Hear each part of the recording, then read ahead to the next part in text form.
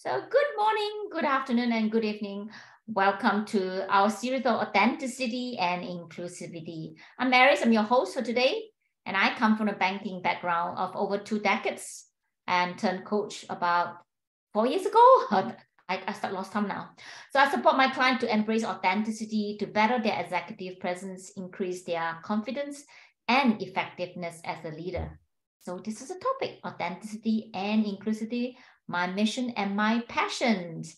We're going to do a bit different today. So both Lucie and I are certified positive intelligent coaches, and we did meet through another coach, another PQ coach in Clubhouse. So through discussion, we find we not only share the training in positive intelligence, we call it PQ, but also many other love like emotional intelligence and personality profiling. So what better place than here to put it forward for you, how your personality traits and those saboteurs, the gardens from our childhood, intertwine with our authenticity or your authenticity. And Lucie is a leadership, emotional intelligence coach, founder of My Victory, that's focusing empowering leaders and their teams and their family. Lucie? Thank you. Thank you so much, Aris, for inviting me, for co-creating with you here about the topic, authenticity and positive intelligence, and emotional intelligence also comes with it, and how it plays with authenticity, which I know is your favorite topic. So I'm really excited to be here. Thank you. And since you were sharing about, this is your show on authenticity, I'm curious, what is your interpretation of authenticity? Authenticity. I cannot speak today. Thank you for asking the question. So I have, I think I spoke quite a lot in LinkedIn. I think since last year, I don't know, quite a while ago. I can't remember when I started talking about it. So I just want to make it simple. Authenticity, if we look at definition, it just means undisputed origin, not a copy, and it's being genuine. And the message here is about how can we embrace this authenticity. And I did put up some slides saying that this is about showing up with courage, the courage to show up as your true, as your full self. And Donald Winnicott is a psychologist. He pointed out that when we have a very strong fourth self persona, that means it keeps people from acting out spontaneously or being creative. And it normally leaves the people feeling a bit empty, unoriginal, and sometimes very little idea why they feel this way. So on the other hand, true self can be known as real self, authentic self, original self, or even vulnerable self, right? Quite the different from this false self or fake self. So Winnicott liked to use this true self, which we call authentic self, to describe a sense of being spontaneous, authentic experience, a feeling of being alive, having a real self you can feel connected, rather than a need to have a defense facade, which can in some cases make people feel dead, empty, or it's just like wearing a mask and a mere appearance of just being real. So I thought, what is a better time or better idea than let's emerge here to talk about how does this authenticity, this personality, and what we share in terms of positive intelligence, the saboteur, how does this all come about? And so Lucie, would you like to start off and share a little bit of those by telling us who are those saboteurs?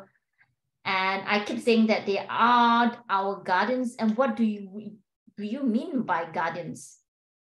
Yeah, what are the guardians? Well, it's in a way our old patterns of behaving, of thinking, or feeling.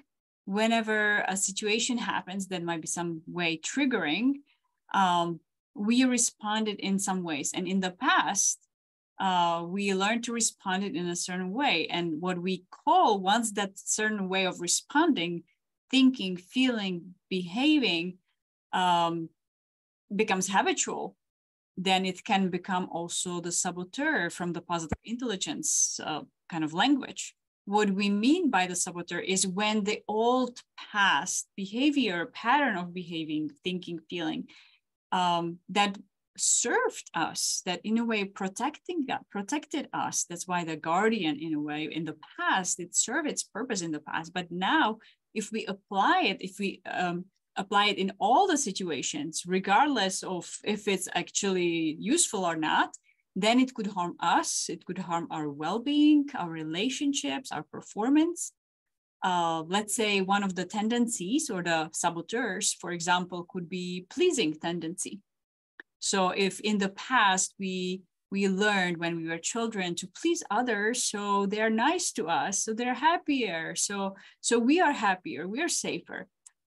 If we continue that tendency to please everybody and say yes all the time, especially for leaders, it could be dangerous, because it can lead to actually spreading themselves too thin, saying yes to too many demands. So there could be consequences on their emotional health, physical health, on their family life, because they are at work maybe all the time versus at home. So just an example, if that tendency gets overused in different situations. And it ties into what you were saying, in the true self versus kind of the fixed self, I believe you've mentioned. That is kind of like the mask. The fourth persona. Yeah. So the saboteurs are kind of creating also the mask, kind of almost the prison for us now in our adult selves. And we have a choice. Is this behavior, is this thinking, feeling serving us? And usually if we don't feel good, that is a sign that it is not serving us, and we are hijacked, how we call it, by the saboteurs. Does that make sense? Great. I'm just thinking, what you gave us the example was so interesting about the pleasing, and it's about, and then we keep overdoing it. Okay, yeah, I'll do, and then we end up staying in office for 24 hours, 7 days away, and forget about our family. That doesn't really work. But I know that there was like 9 saboteurs, and I thought, would it be nice to kind of do share screen? I'm going to share this to show the 9 saboteurs. Is that okay? That would be fantastic. Thank you. A minute. I'm going to show this. Okay. So as you are looking for it, I can actually share. There's one main saboteur, and we call that saboteur judge. So whenever we judge ourselves, other people, or the situation, when we say, oh, this should be a different way, this shouldn't be this way, I should know better, they should know better, this situation should look different, that is the voice of the saboteur, of the key saboteur, the judge, of the master saboteur. And as you can see, thank you so much for pulling it out, there are 9 different saboteurs, or kind of ways of thinking, feeling, and behaving to a certain stimulus that may be ingrained in us. And if we are not aware of them, they hijack us, and they can really hurt us and our performance and relationships, as I said before. So as you can see, this is kind of intuitive. So controller wants to control to stay safe. A hyperachiever wants to achieve so they can be accepted. Restless, when we do so many things at the same time. I'm guilty of that. Like, oh my God, let me see. Oh, I get distracted by doing something else. Somebody else calls. Stickler, when you need to have that, there's a strength. There's one important thing to say before I go through all of these, as you can say. Each of the saboteurs is actually using our innate strength, something that's beautiful about us. So let's say when we look at the stickler, what is beautiful and awesome about the strength that the stickler is using and abusing, and therefore harming us or others? It's the sense of order. We want that strength, the creating order out of chaos, creating accuracy. Let's say in medicine, you don't want to overdose or something, or doctor to give you, it doesn't matter how much. No, we wanted the exact amount of something. So that's a beautiful strength, but the stickler overuses it in different situations. The plate is not where it should be. It needs to be exactly in the spot, exactly not a centimeter, millimeter, or an inch away. And that's how it creates the stress and pressure. But before I continue more, what's come up for you, Aries?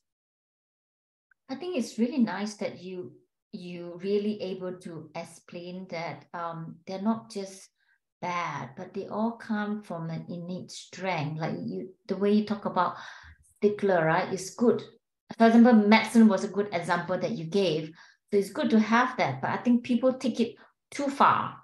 Exactly. So I think we will come back to this, but I'm just thinking it's good to have a quick look. There was 9, and it's in that box itself that I'm thinking of. Is like, controller, stickler, and avoider all come from that the need to be independent. It's interesting.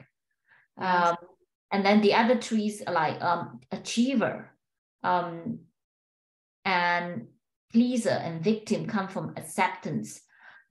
What the restless, vigilance, and hyper-rational come from the need to be safe.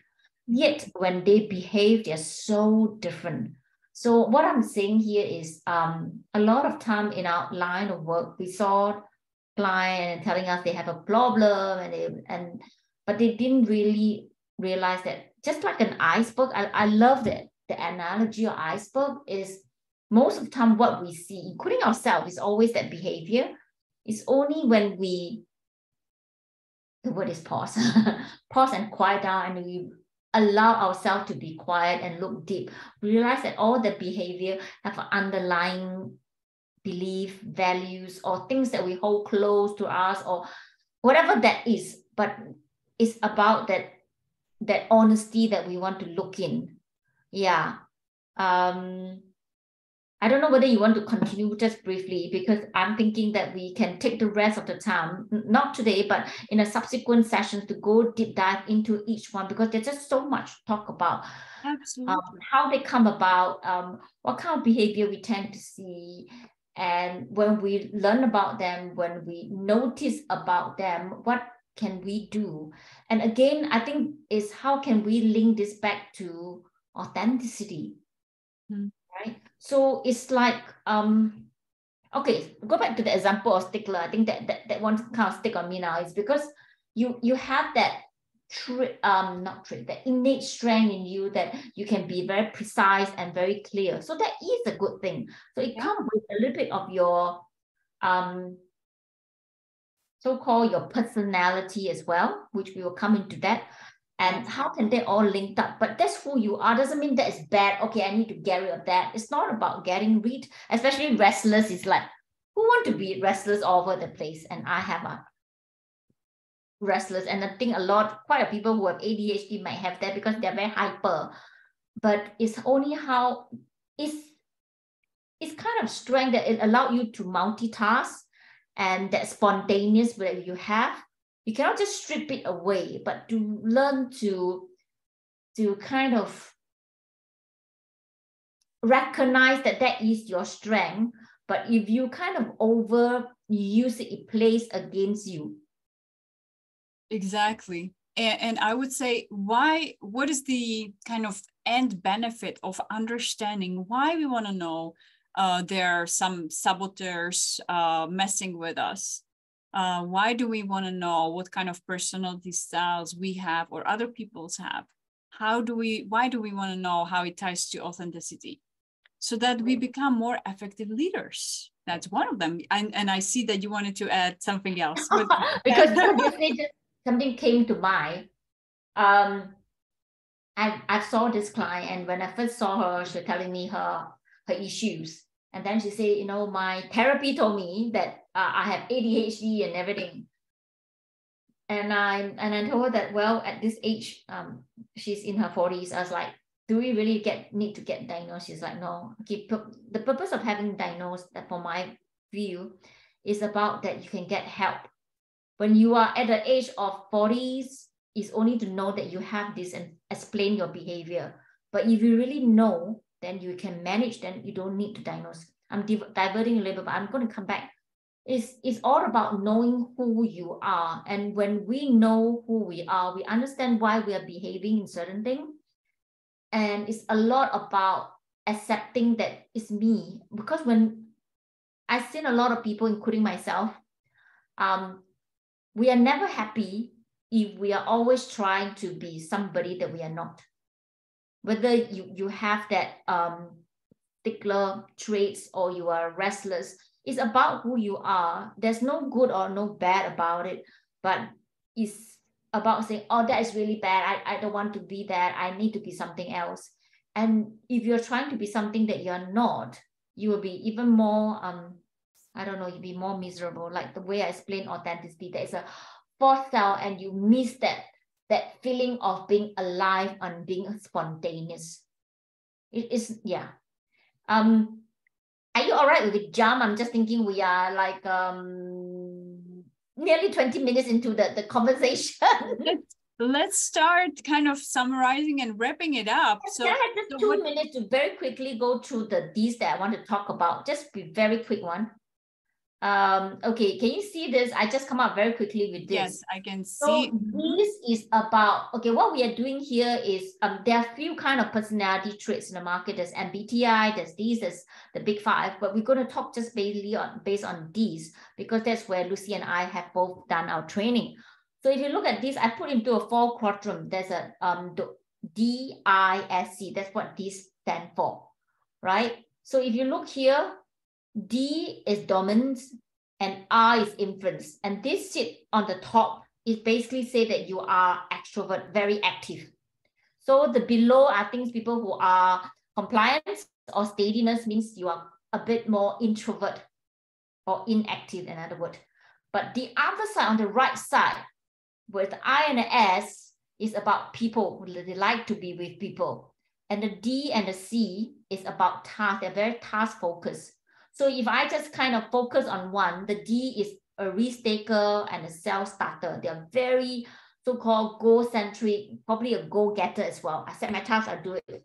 Big picture person, extrovert. And the I is about thriving, being with people. You know, you saw some people who have so much charisma, right? They kind of bring life to the party. You know, you just like to be with them. I don't know how come, but they're just like that, you know. Okay, I'm just giving you the good side. We haven't talked about bad side. We talk more about them and how they bring in together. And then, of course, this S is about being stable and routine. They're very gentle, but these are all people-centric. And then the C, of course, is a little bit of the stickler we see, perfectionists. They want everything to be clear and tidy, and they go into a lot of details, but they're all very work-focused. So the reason I bring it up is, I'm giving you a brief explanation of this 4 quadrant. And we think back what Lucie had told me about a little bit, which we didn't manage to go through all. I hope you can start to see some little traits and think about yourself. If you sit somewhere here or wherever, around here or here, and I ask you to forget about people, don't talk to people and just do and analyze data, how will you feel? Vice versa, if you are a person who like a researcher who do a lot of details, I say, don't do research, go and talk to people, and I put in a sales job. How will you feel? Probably a lot of stress would come up for them, and anxiety and tension, because they're pushed into a lot of kind of something that is not natural for them. Yeah. And that can be very uncomfortable. So what I'm hearing, also additional benefits of really knowing our own style can help us even with looking for, is the job that we are doing the right fit for us? And is it also, if in the leadership or in the HR position, is this role the right fit for this person that we are hiring on our team? Yeah. Sounds like also that knowledge could be actually helping us making more informed choices for ourselves and support others in making best informed choices for themselves. Yeah, actually, a lot of organizations do use this as an interview assessment, and internally, some organizations, they use this as a team profile as well to find out as a whole, not to say who is good or bad or whatever, but to kind of bring out the strength of the team and see where everybody lies and how they can kind of balance up. You don't want everybody to be here and then nobody like to do work. If everybody is here, nobody will be talking. Everybody is here, everybody's like, let's go get work. That's big picture. Nobody want to do detail. Okay, somebody want to do, but the one who get to do it will be like. So you want balance in the team. Yeah. So really, how can we actually create teams that are balanced, high performing? So I see so many different benefits in this. And one of the benefits that I want to highlight also when you are sharing, if we are not living in our authentic self, if we are not living in alignment with our strengths, values, I would add, needs, then there is the misery. And on the other side, that could be the knowing what are our strengths, what are our saboteurs, what is our personality, what we need, and actually managing that and making some changes that could provide more ease, even happiness and satisfaction for us. So it's not just about leadership abilities, but also about our own emotional well-being in a way. Yeah, and also understanding when we are working with somebody who's different from us, that which is about authenticity, of course, is being to your truth, but a part of authenticity is also recognizing someone that's different for you, which is why the inclusivity, because nobody will be exactly like you, neither will you be exactly like somebody. So how do we all come together when we have different personality traits, when we all have our own saboteur and they can get triggered? How can we all come in together?